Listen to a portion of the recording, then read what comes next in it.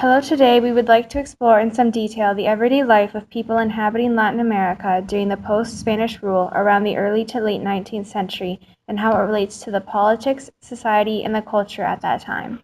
First, we will be looking at the life of common citizens and the higher-ups during that time. Secondly, we will outline the conditions of women and the issues surrounding them during that time. And finally, we will be looking at the dissolution of slavery in different countries, with a large focus on Brazil, Cuba, and Haiti. Between the years of 1821 and 1880, most citizens in Latin American countries were mainly located in rural countrysides where very few people owned the land that they worked on. Only a significant minority of people lived in cities like Mexico City, Buenos Aires, Lima, Rio de Janeiro, and São Paulo.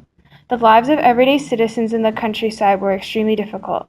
In places like Mexico, people worked on large properties called haciendas, and the conditions varied from region to region. The staple of these properties, however, was that workers would get forced into large amounts of debt, with their money mainly going towards social practices, such as activities invoking a church. This caused the people working on these lands to lack independence regarding their political and economic situations. Although not all workers lived like this, an example of a well-to-do working population were the gauchos, or the cowboys of Argentina. During the War of Independence, the gauchos were some of the best rebel fighters against the Spanish. After the war, they collectivized to form small armies, and they did jobs from being hired guns to farmhands. For a time, they were able to retain a degree of freedom due to the demand of their services. Sadly, this freedom slowly dissolved as the Argentinian economy modernized. Politics in villages and in small holdings were usually defending or promoting the small things. In places like Peru and Mexico, citizens were mainly concerned with the protection of their individual and collective landholdings, minimizing taxes, and maintaining the right to govern in their everyday affairs. Families were often an economic unit on both small and large estates, and Catholicism was a major societal influence. Yet religion was practiced in many different ways in many different countries. A Brazilian slave practicing the faith could have some elements of African folk religion mixed in, when the Catholicism of a Mexican of indigenous blood would mix pre-Columbian aspects into their practice. The topic of women's issues during this time is a somewhat complicated matter. Women's roles were usually placed solely in the household, and domestic abuse was not uncommon among all classes of society. The only way a woman was able to gain some autonomy within this society was for her husband to have died, and this was generally only for wealthy women. Widows of poorer men were more likely to be forced into poverty as a result of having to care for her children, the house, and being the only source of income. It was also a common practice at the time for men to have a series of women outside their marital homes, but it was not acceptable for women to be with men other than their husbands. Many practices, including marriage, were ruled by men, with women's voices barely being heard. Aside from all the double standards of the time, there was a discussion over increasing the rights and abilities of women. One such writer that brought up these topics was Argentinian writer and proto-feminist Maria Echenique, who stated in her piece titled Brushstrokes, "How do women today look when they spend days and years crying at the least disappointments and deception of life, exaggerating to themselves the pain of their existence, forging a world of sadness, at each step finding enormous specters in everything, living solely in illusions." Later on in this piece, she argues for women's education in practical philosophy to help women in their current circumstances. Yet there were women at the time supporting the current structures of society. Writer Josefina Paliza de Sagasta stated in her article titled Women, dedicated to Miss Maria Eugenia, "The emancipation of women, treated with enthusiasm by Argentine and even Peruvian authors, is an unattainable feat in our humble option, and moreover harmful if it were to be obtained. Women, in our opinion, should never be in thought surpass the limits that God when making them. Their souls with the softest breaths of divine light, and their bodies with the purest of his celestial conceptions, gave them as their path on earth. Woman," one celebrated writer has said, is the poetry of God, and man is his pose. Turning to the topic of slavery in Latin America, Haiti was a huge example of many uncommon events. For one, Haiti was the only successful slave revolt in Latin America. Two, it had the world going against it with attempts of trying to subvert the population. Finally, it still shared many similarities to countries like the US and France. During the 1750s, pre-independent Haiti, or Saint Dominique as it was called, was France's richest colony, and it became rich from the labor of slaves. On August 14, 1791, the slaves revolted and the struggle in the country for its freedom waged on.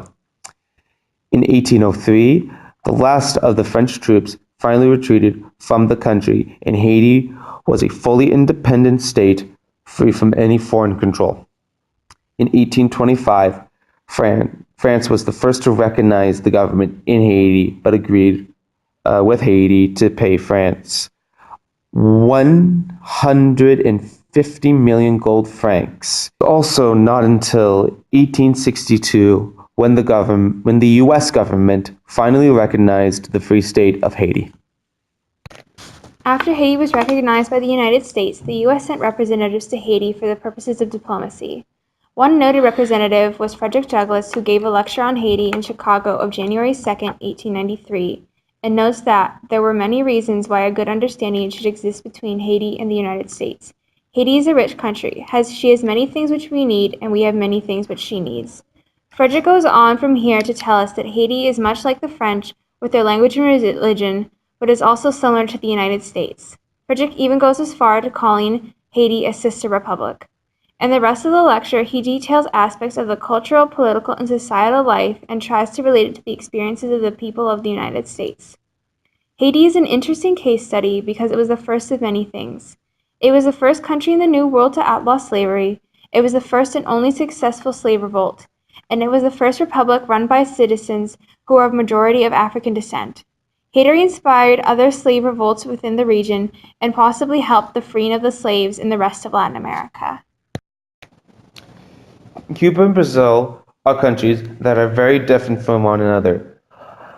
Both speak different languages and in many respects have different cultures, but they both ended their slavery through a slow process and were the last in the region of Latin America to free their remaining slaves. In both countries, the emancipation process had two major steps. The first step was passing free womb laws, which allowed the freedom of children of slaves, and the second was full emancipation of slavery itself. Also, in both countries, the practice of slavery was mainly taking place in rural areas, with very few slaves actually operating in urban areas. It was also common in both countries for the slaves to be working alongside of freemen or people who were enslaved to begin with. Like Haiti, Cuba had a series of slave revolts in the country to protest for their freedom. When violent revolt failed, collectives of born and former slaves in Cuba, called cofraderos, kept the pressure on the system by pulling their resources together to help free and buy slaves from their owners. Slaves would also get involved in conflicts of Cuba just to have the opportunity for freedom. An example of this was in 1870. During the 10-Year War, the Spanish who ruled Cuba promised freedom to slaves if they were to fight against the Cuban rebels trying to overthrow the Spanish and gain Cuba's independence.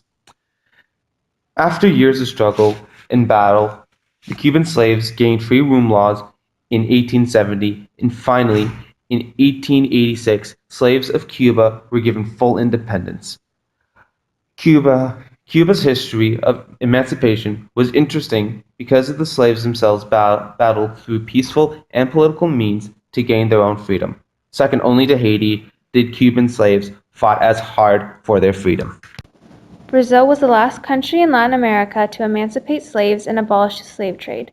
Like Cuba, Brazil passed free move laws in 1871 and then later gave full freedom to slaves in 1888, but under different circumstances than other countries. Brazil, unlike post-Spanish colonies in South America, did not fight for their independence but had a slower and non-violent separation. Around the 1820s, Brazil seceded from Portugal, becoming a kingdom of their own. They had an emperor named Dom Pedro I, and they left social order intact for the most part from their past colonial rule. Brazil was also close to European powers, in particular the United Kingdom. This plays an important role in Brazil's emancipation process. In 1851, the UK began to pressure Brazil to abolish the slave trade and slave labor.